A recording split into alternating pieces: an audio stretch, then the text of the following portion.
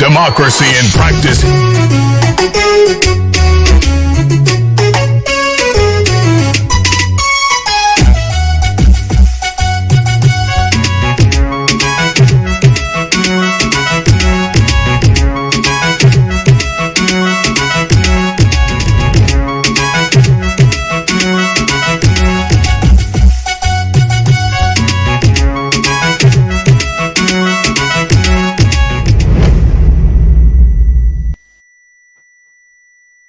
Hello and welcome.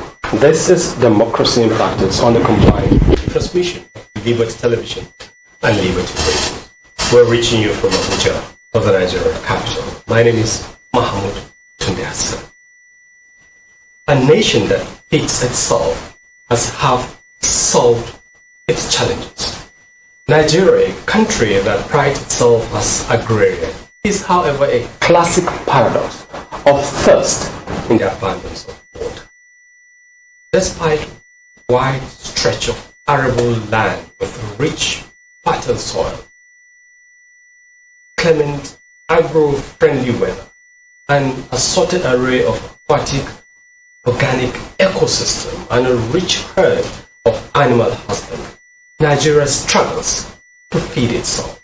It is not only food insecure, it is a net importer of food items. With another election cycle around, it is an opportunity to push for and highlight the concerns of farmers and farming as a critical electoral issue. The massive pool of people, especially in the rural hinterland, must attract commitment from those jostling for vote to turn things round for good in the agricultural sector. As it is, farming and farmers are going to the polls as electorate facing high food prices, astronomical prices of farming, unnecessary hardships tilling the land, unwholesome and outdated methods, and lately morbid insecurity keeping them off the farms. It is no better time to interrogate the election season. Can it offer farmers and farming more? And also pitching this against the backdrop of the agricultural component of the 2023 federal budget presented by President Muhammadu Buhari just a while ago to the National Assembly. I'm joined in the studio by two gentlemen passionate about driving the agroeconomy of Nigeria. First is Mr. Redson Teneke. He likes to be called a farmer, but currently with the context of in 2023 in the wing, he is the Secretary of the Agricultural Directorate of the APC Presidential Cabinet Council. Thanks for joining us. It's a pleasure. I'm always with you. So whatever you call me, I will accept that. Thank you. We're also in the studio with Malam Abdullahi Sanchi.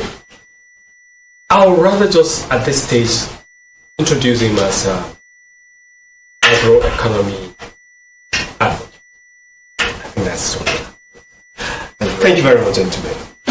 Agriculture, election, the farmer. These are we need to strike a very dicey balance between the politics of the country, the profile of Nigeria as an agricultural nation, and what it has been like for farmers and farming in the country. Let me start. Well, I've often said that agriculture should be front, back, left, and center of all of our policies. And the reason I say that is because, like historically, the agrarian revolution have actually been the most sustainable revolution all over the world. From the United States to Britain to China and recently in Eastern Asia. Unfortunately, we have had a historical disconnect with how we have come to drive agriculture as a source of our national development and growth. When you have 200 million people. And you have majority of that population, about 70% of that population in the rural and the suburban area. You then have to first and foremost feed them. Okay?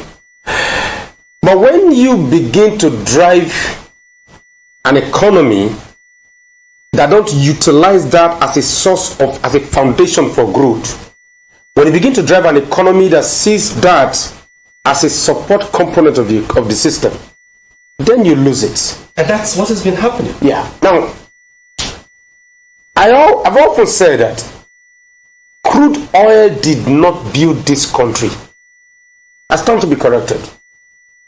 The granite pyramids in the north, the cocoa production in the southwest, palm oil, cassava were the foundation of the Nigerian state. That is how we became a nation of repute. That is how the Naira had value. The Naira started losing value when our core production became a focus of external component rather than our internal opportunities. A nation that cannot feed herself cannot develop, cannot grow. Particularly when you are sitting on over 60 million arable hectares of farmland. So massive. Yes, so cry me a river. River cry rich. The hunger that is experienced in the Nigerian state today is a component of our inability to lead. And not just that, it's also a failure of the populace to reason and become a massive part of that struggle to make demand. And what should be the demand? Now, we'll get into the nitty-gritties of all of this. But you see, let's situate, because I more and more I want to get really practical and look at the grim realities Nigeria is facing. Take agriculture for this outgoing year, 2022. It was just a miserly 1.7% of the 2022 budget. This year, it's gone a bit higher. We're having well over 300 billion voted for the agricultural sector in the country. You are very strong in advocating for a very strong agricultural component of the Nigerian state.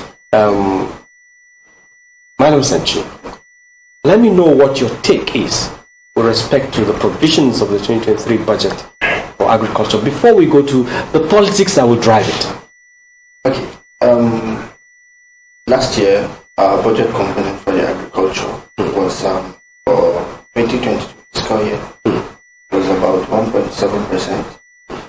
This year I can't actually put a figure to it or a percentage to it, but it's about 300 billion. That's it. Over 304 billion. So I must confess there is a quantum leap in the provision for agriculture for 2023 fiscal year. Now, let's take for instance Agbado. That's the 15, or I should say from 1999 till 2015, we had an average on 3 bases for the maize production. On 3 bases. That's just talking about maize here. Yeah, just maize. Yes. I just want to use it as an example. We had an average on 3 bases. The Obasanjo regime for 8 years, the Yar'Adua regime, and the Goodluck Jonathan regime. Now, the average production in these years, in these 3 the years under reference. Yeah, under reference, yeah. For Obasanjo, it was 5.5 million metric tons. For Yar'Adua, it was 7.8 million metric tons. And for Jonathan, it was 9 million metric tons. Now, and during this period, we were practically importing maize. Not until about 2017, 2018, when President Muhammadu Buhari's administration said, no, we can't have a population of 200 million people and we import virtually everything we eat. It started with rice and so many other things. President Muhammadu Buhari didn't just ban the importation of rice at once. there were policies put in place to discourage rice importation. But then we achieved a lot with those policies, but we needed to nip the importation. The first policy put in place was to heighten the tax for rice importation. There were no more rice waivers. Okay, you will not be given rice waivers. You will not be given forex to import rice. When you import rice from anywhere, we are putting a 70% tax for you just to discourage it. But then there was people a reduction. Still imported. Yeah, people still imported. Yes. Before the total ban on rice importation. Then we went further to close the borders. It helped. Now, during this period, our rice production jumped from less than 2 million metric tons to about 7 million metric tons now. That's on record? That's on record. It's on record. So now back to the Agbado. 5.5 million metric tons, 7.8 million metric tons, and 9 million metric tons. Now under President Muhammadu Buhari, though there has been challenges like last year there was a challenge of shortage of rainfall and what have you. The average under President Muhammadu Buhari is 11.6 million metric tons. That's rising from 9 to 11.6. Due to the shortage of rainfall last year was why Nigeria couldn't hit the target on maize production, because our target in 2021 was 20 to 21 million metric tons for 2021. But then we had shortage of rainfall where it affected almost every farmer. And now this year that we are projecting that we can hit that target, we have flood. Yes. So it's a great challenge. And I think that is one of the reasons that the government looked into and improved the budget on agriculture. Now, not only the budget finances agriculture, we have the Anchor Borrowers Program, which is not captured under the budget. It's mainly a program of the CBN, and billions are being thrown out to farmers under that program, and that is the main reason we have these good records today. So, okay. Now look, we've seen but pick certain specifics, rice and maize. The agricultural sector is more robust than that. I mean, the Nigerian agricultural sector can pride itself as being more robust than that. In terms of the policies, and tying it also to the politics that drive agricultural policies, have we been on the right path? I mean, cutting it away from lamentations that this is not working, that is not working, Nigeria still remains a net importer of food. We're still food insecure. The politics that drive the policies in agriculture. Yeah, see, I often say that person will not get 10 naira for pocket. If you see 100 naira, you're not supposed to complain. When you make progress, Rome was not built in a day, so I would rather accept incremental progress than expect a miracle. No matter how little. No, than accept a miracle. We clamor that the agricultural component of the Nigerian budget is actually more important than the educational budget. People ask me, no, that is the wrong notion. I said, if you have 70% of your population in rural Nigeria, you're certain that you actually have an educational crisis. Because that 70% of your population in rural Nigeria are not educated. I always say, it's not to be ashamed of, they're mostly unemployable. And the only way to educate them is to train them through vocational processes and programs. So you educate them in basic English, mathematics, and so on and so forth. And also in Hausa, and Yoruba, and Igbo, rather than English. But the key is, if you develop your rural productivity components, which is where the agricultural budget needs to do more, we need to begin to develop rural Nigeria the way that the Quebec model, where rural communities, farm estate, those farm estate had schools, universities, health care centers, and so on and so forth. Exactly what we built in Gati, Kokona local government in Nasarawa state. Why is that important? It is important because when you create what I call segmented structural agricultural process. What you do is to drive rural agricultural development and progress. So you mop up our rural people and then bring them into a system where they become a part of the national development goal. What is that goal? The goal is for food security. So it is time to stop complaining. Like you rightly said. Look, if we like make we cry from now to tomorrow, we're not going to solve the problem but with tears. You only solve the problem with solutions. And what are the solutions? The solutions are simple. The cattle farmer and the crop farmer are one and the same person. One of the errors that has been made by government intervention and support in agriculture is the fact that you treat the cattle farmer not as a farmer, but as somebody who owns cattle. No. Australia does over $6 billion every year. It's even higher now. From dairy, cow milk. How many? The all of the south-western states are they making $6 billion every year from whatever internet agent they're collecting? Once you develop that component, you're going to create a massive industry in the entire north. And guess what you do? Majority of the young population in the north that are mostly not employed, that have become employable. Yes, they are not employable. Sorry, I think I'm using the wrong word here. They are not employable in what you call the white collar, blue collar jobs, but they're employable in agriculture. So they're actually employable, but the employment they can provide are not functional employment. They are rural white collar employment. Yes, not white collar employment. Now that is a massive industry because you see, the only sector in the Nigerian state today that has the capacity of creating 10 million jobs is the agricultural sector. And that can come from, like you rightly said, production of maize. If you are doing 11 point something million tons today, it's improvement from 5.5 million under passenger. Now you can take that to 20 million tons by deploying Nigerians in the rural economy into the Agbado structure. What Asiwaju call the Agbado economy. People laugh at that Agbado economy and ask them, what did they chop for us? Sorry, are you eating you wake up in the morning, you chop salmonella, abi whatever you call it. You eat what we can produce. If you go to Japan today, if you go to China today, if you go to Indonesia, what they do is to first and foremost eat what they produce.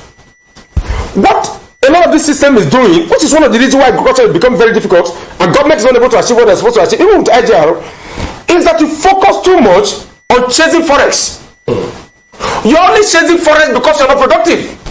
Sorry. Every year the Americans are complaining that they're having challenge with the trade balance between the US and China. Because every month the trade volume is 160 billion and China, net to China is 100 billion, 50 billion is going to the US. So by the time you do plus or minus, every month China is trading with the US, China gets an extra 50 billion extra, US is getting net minus 50 billion. Why is that? Because China is productive. When we become productive in agriculture, we will not chase the dollar will chase us. You know why? Because ginger is produced mostly in Kaduna. Kaduna State is one of the largest producers of ginger in the world, but we import ginger tea from China. That's one example. That's serious paradox. It's madness. It's not. The typical Urubama will say everywhere. Sorry, that's whatever you call it. The thing is this: you develop that industry, and how do you do it?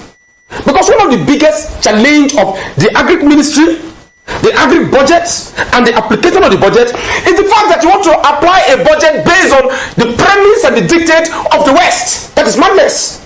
That is pure madness. Let me tell you why it is. In Vietnam, in Thailand, in most of the Southeastern Asian economy, what did they do?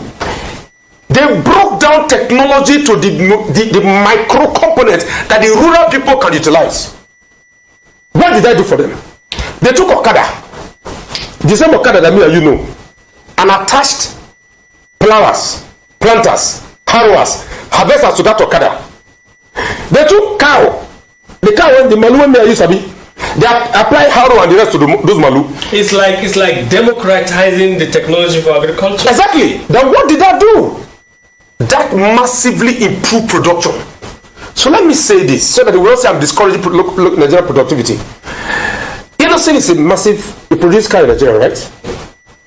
If we focus the technology of Innocent towards producing Okadas that can be used in every rural community for planting and agriculture, Innocent will sell 50 million Okada a year.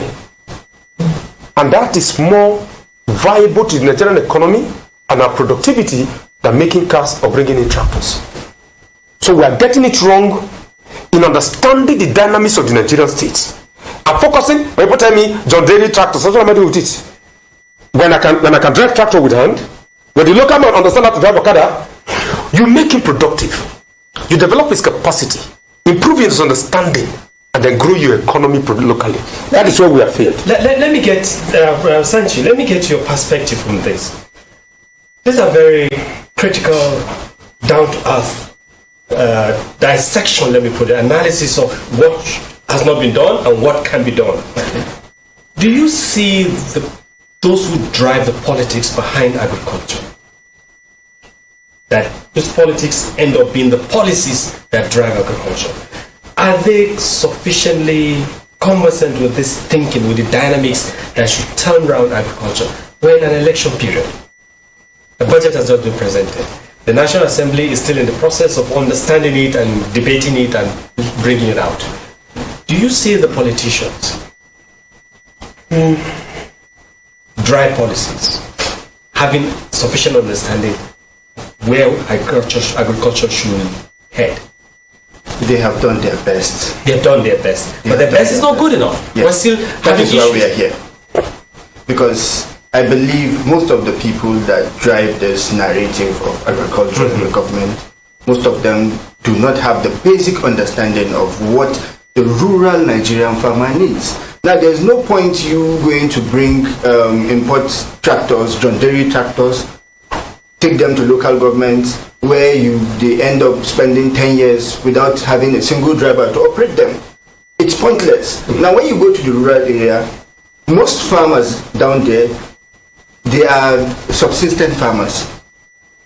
The max you see is a farmer with cultivating 2 hectares, 1 hectare, an acre, 2 acres. So what use is a tractor to him?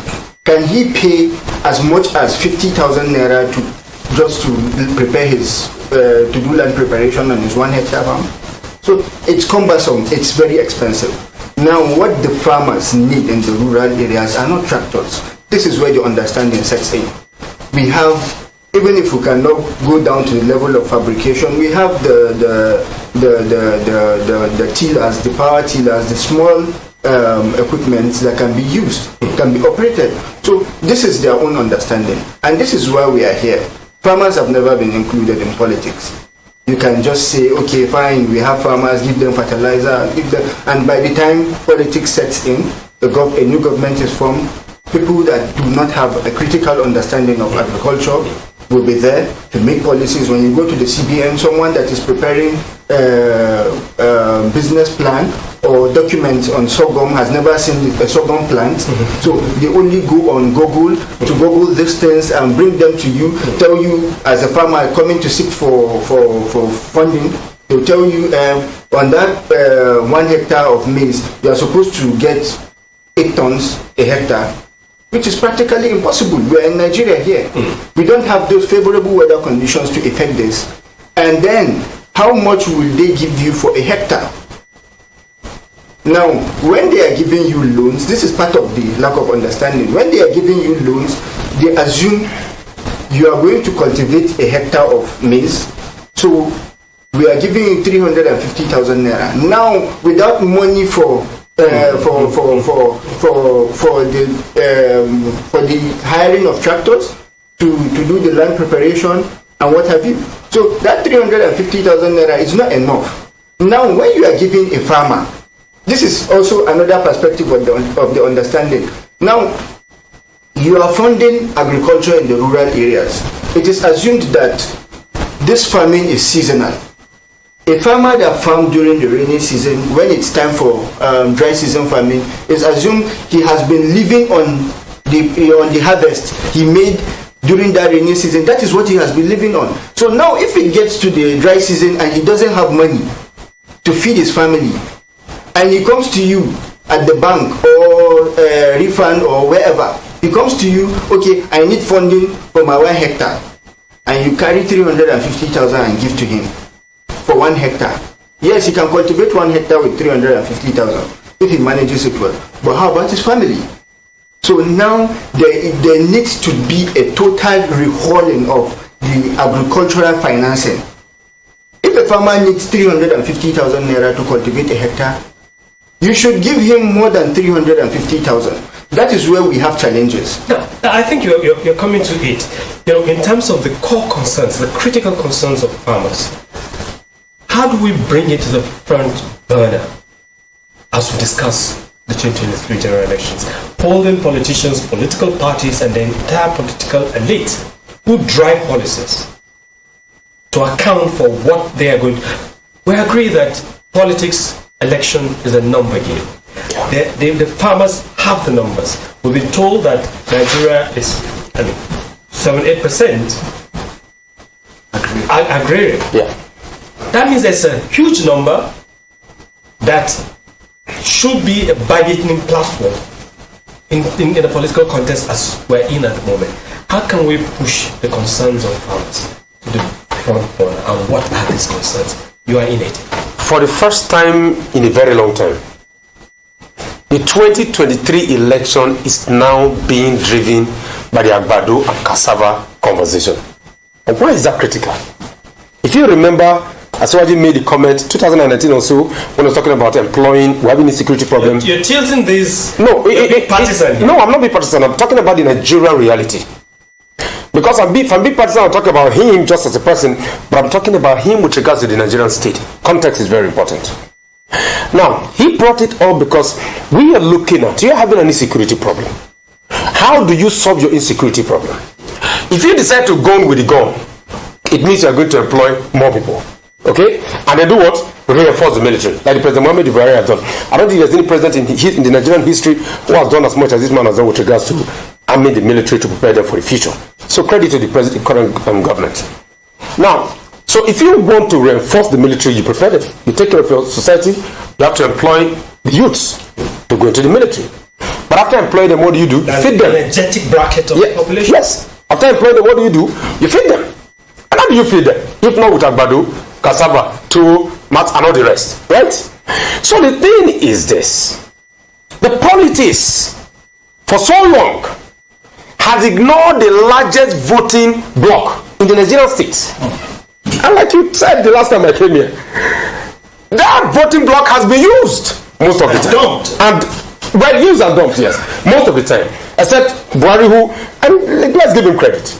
The central bank spent so much on the Anchor Bonus program, spent so much on agriculture intervention, in palm oil intervention in the southwest and the southeast, in the south and the southeast, and maize intervention. Even the NLFT program, the National Livestock Transformation Program. So a lot of money has been spent. But the expenditure in agriculture has primarily been driven by those who have no business being in agriculture. And that is where politicians fail. Key concern. Yes. You cannot turn this into political patronage. Political agriculture. Political agriculture cannot solve the Nigerian real agricultural question. Like my dad, Professor Moses would always say, the late professor would always say, he said Nigeria needs to answer the national question. And what is the national question? It's an economic question. Because if we are able to solve our economic problem, we will solve our insecurity problem. So this is where the attention should go. We must go to the rural farmers and have a contract with the rural farmers and tell them to their faces, of all about 70% of you who contribute majority of the vote in the next election, this is what I will do for you. This is what I will do for you. And if I don't do it, advocacy project like ours, the Asiwaju Farmers Forum, we hold them accountable, even though we support him as a candidate. What are these issues? One, you talked about the issue of financing. Funding is a major issue to the rural farmer. I am a beneficiary of the CBN intervention, but I had to get a property in Abuja here to collateralize a CBN facility. What is a bloody farmer in Nasarawa State doing with a collateral in Abuja?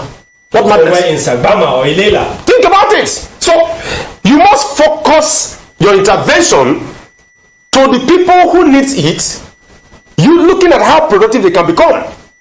What is the subsidy in agriculture? How much subsidy is the agricultural farmer enjoying? In my farm, I had to build a 33 kVA line power line.